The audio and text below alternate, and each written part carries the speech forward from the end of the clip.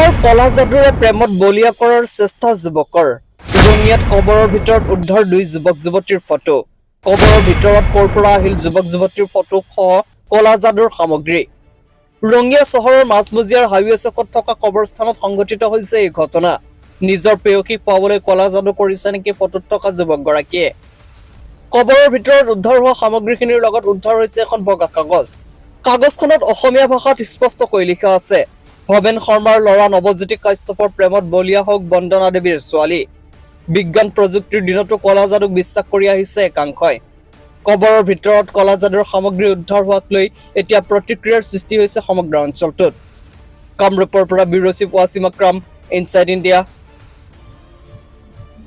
সবত এইবিলাক কৰাটো একদম বেয়া কথা তো প্ৰশাসনে ইয়াৰে ওপৰত তদন্ত কৰিব লাগে এইখিনিয়ে মোৰ বক্তব্য প্ৰেমত বলিয়া হোৱাৰ কাৰণে লিখিছে ছোৱালীজনীৰ এগেইনষ্টত